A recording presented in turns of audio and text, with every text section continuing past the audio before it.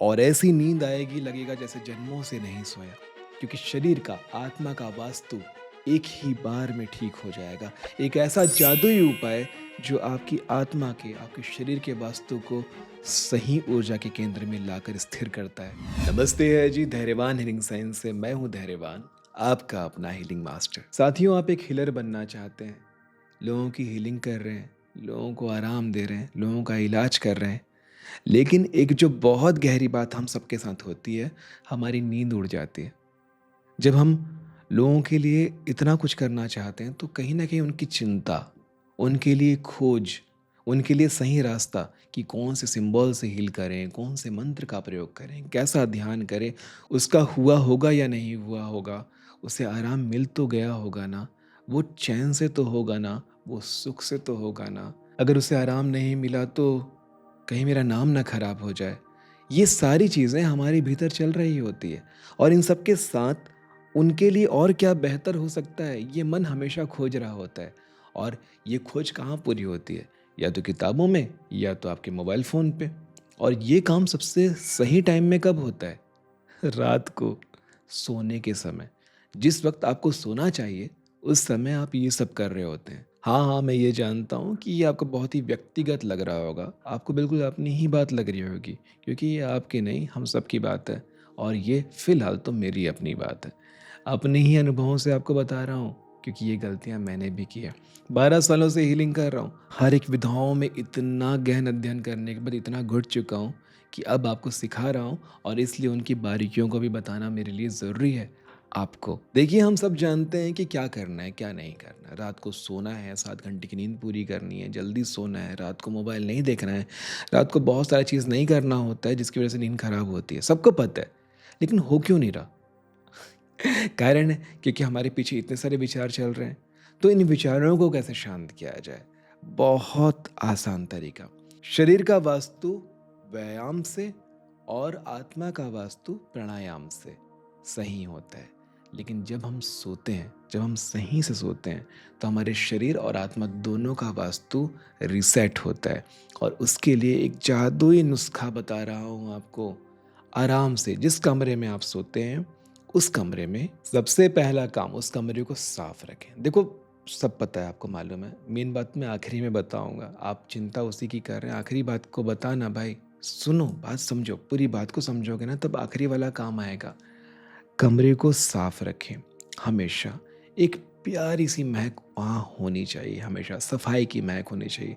ताज़े फूल ला के रख लें या कोई इत्र लगा लें। परफ्यूम और रूम स्प्रे थोड़े केमिकल वाले होते हैं, तो आप इत्र का प्रयोग कर सकते हैं। एसेंशियल ऑयल का भी प्रयोग आप कर सकते हैं, जो पानी में डाल करके जिसे गर्म करने से जो भाप उड़ता है वो भी सही है, उसका प्रयोग कर सकते हैं। कमरे को जितना साफ आप फील कर पाएंगे, जितना आप हाइजीनिक फील कर पाएंगे, आपकी चैन की नींद उतनी ज़्यादा आपको मिल पाएगी। दूसरा, आप ये देखिए, क्या आपके कमरे में एयर सर्कुलेशन प्रॉपर है? हवा आके जा रही है या नहीं? अगर कूलर है तो एग्जॉस्ट फैन होना चाहिए या खिड़की होना चाहिए। अगर एयर कंडीशनर है तो दिक्कत नहीं है, लेकिन एयर कंडीशनर वाले रूम में भी रोशनी आने की व्यवस्था होनी चाहिए।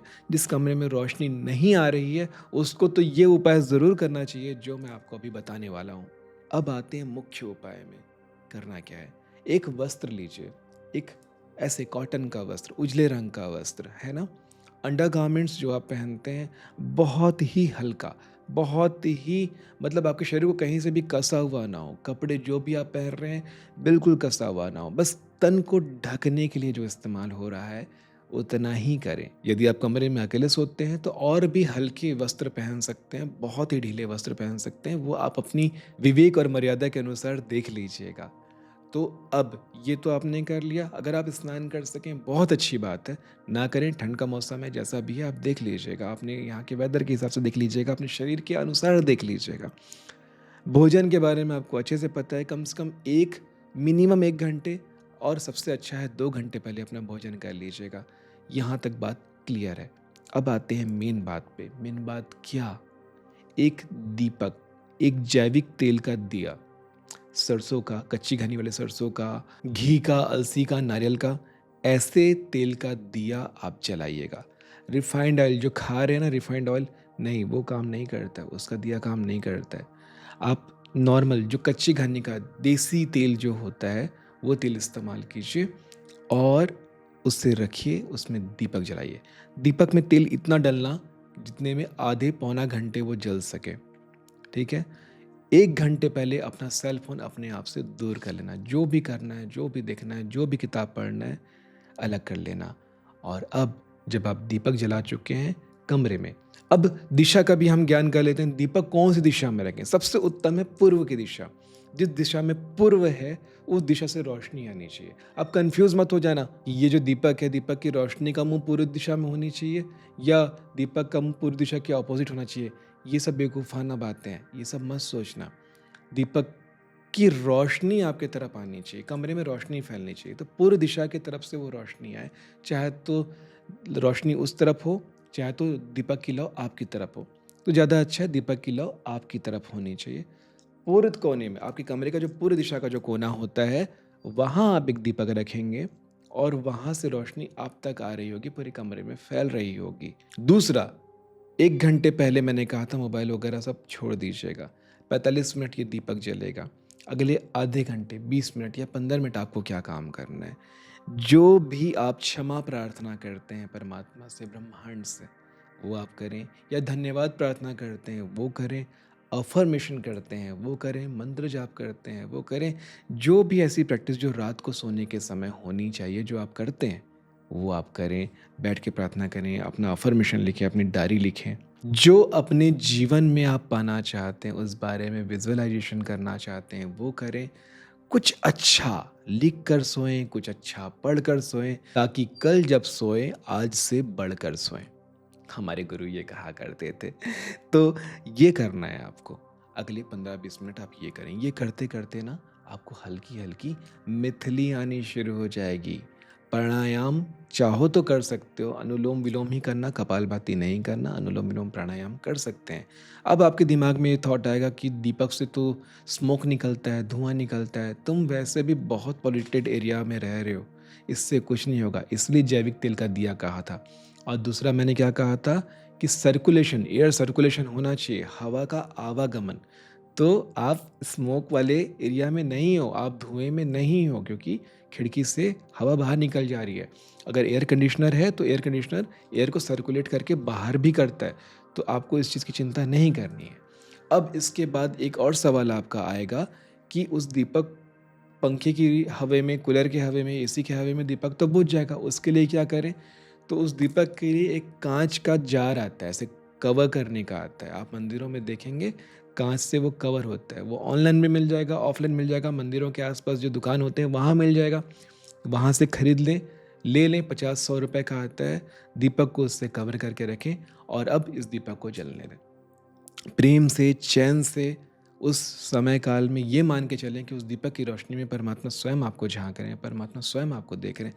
जिस वक्त आपने ये कल्पना कर ली कि परमात्मा वहाँ से आपको देख रहे हैं, उसी क्षण से ही आपके अंदर के जो विचार हैं वो पवित्र होने शुरू हो जाएंगे। आप अच्छे विचारों को ही देखेंगे। जैसे मंदिर जाने के बाद अच्छे विचार ही आते हैं ना, जो भी अनाप शनाप विचार हैं आप उसको बोलते स्टॉप, ये नहीं सुनना है, ये नहीं देखना है, ये नहीं समझना है मुझे।